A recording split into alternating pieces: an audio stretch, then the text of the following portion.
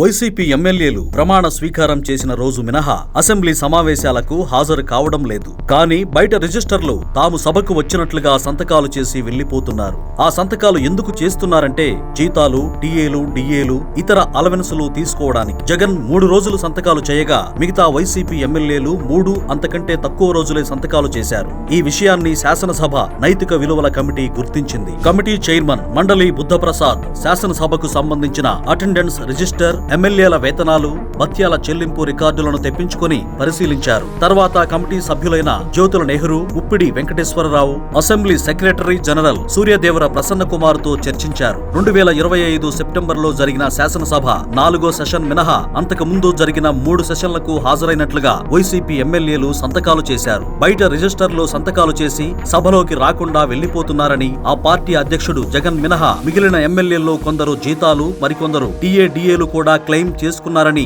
Committee గుర్తించింది. వారికి నోటీసులిచ్చి వచ్చే శాసనసభ సమావేశాల్లో నిర్ణయం తీసుకోవాలని మండలి బుద్ధప్రసాద్ నిర్ణయించారు. ఎమ్మెల్యేగా ప్రమాణ స్వీకారం చేసిన రోజు, తర్వాత గవర్నర్ ప్రసంగం రోజు, ఈ ఏడాది బడ్జెట్ సందర్భంగా జరిగిన 3వ సెషన్లో జగన్ రిజిస్టర్లో సంతకాలు చేసినట్లు శాసనసభ నైతిక విలువల కమిటీ గుర్తించింది. తమ సమస్యలపై అసెంబ్లీలో మాట్లాడి పరిష్కరించుకురమ్మని ప్రజలు వైసీపీ ఎమ్మెల్యేలకు ఓట్లేసి పంపిస్తే వీరు సభకు హాజరు కాకుండా, సమస్యలు ప్రస్తావించకుండా తమకు ఓట్లేసిన ప్రజలను వంచిస్తున్నారు.